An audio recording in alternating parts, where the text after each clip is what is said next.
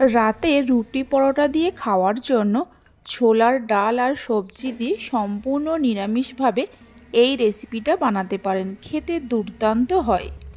নমস্কার বন্ধুরা, রূপাস কিচেনে সবাইকে স্বাগতম। তাহলে চলুন দেখে নেওয়া যাক।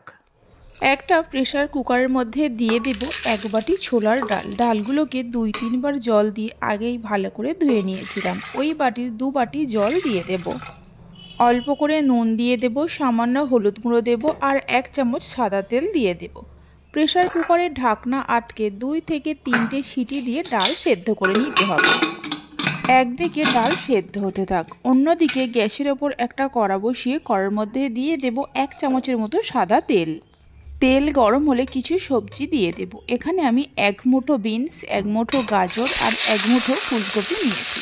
সবজিগুলোকে এরকম ছোট ছোট করে কেটেছি। সবজিগুলোকে হালকা করে ভেজে নিতে হবে মিনিট 3-4 সময় ধরে।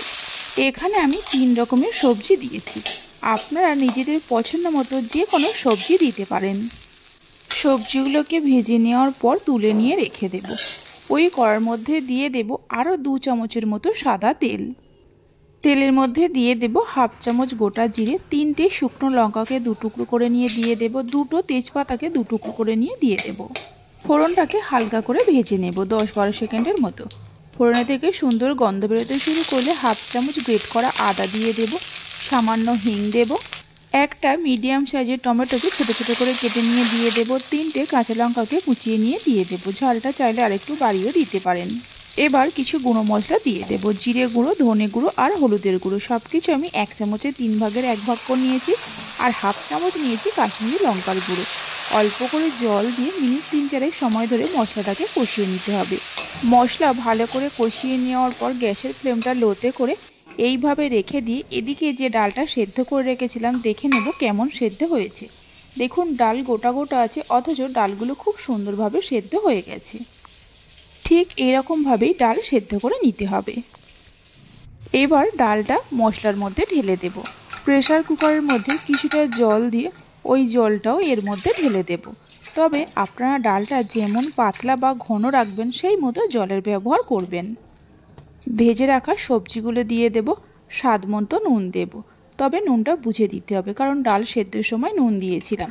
2টো বাতাসা দিয়ে দেব। সব কিছুকে মিশিয়ে নিয়ে গ্যাসের ফ্লেমটা হাইতে করে ডালটা ফোটা পর্যন্ত অপেক্ষা করব। ডাল ফুটতে শুরু করলে গ্যাসের ফ্লেমটা লো টু মিডিয়ামে করে ঢাকা দিয়ে কিছুক্ষণ রান্না করে নেব। ততক্ষণে একটা ভাজা মশলা তৈরি করে নেব। 1/2 চামচ গোটা জিরে, 1/2 চামচ গোটা ধনে, 2টো এলাচকে মিডিয়াম ফ্লেমে হালকা করে ভেজে নিতে হবে। হালকা করে ভেজে নেওয়া হয়ে গেছে, একটু ঠান্ডা হলে গুঁড়ো করে নেব। প্রায় 7-8 মিনিট পর ঢাকা খুলে একটু নাড়াচাড়া করে নিতে হবে আর দেখে নেব সবজিগুলো সেদ্ধ হয়েছে কিনা। সবজিগুলো খুব সুন্দরভাবে সেদ্ধ হয়ে গেছে। এর থেকে আর বেশি সেদ্ধ করব না, তাহলে খেতে খুব একটা ভালো লাগবে না। 1 মুঠো ধনেপাতা কুচি দিয়ে দেব। যে গোটা মশলাটা ভেজে নিয়েছিলাম গুঁড়ো করে পুরোটাই দিয়ে দেব। সব শেষে 1 টুকরো বাটার দেব। আবারও সব কিছুকে ভালো করে মিশিয়ে নিয়ে গ্যাসের ফ্লেমটা বন্ধ করে দিয়ে 5 মিনিটের জন্য ঢাকা দিয়ে রেখে দেব।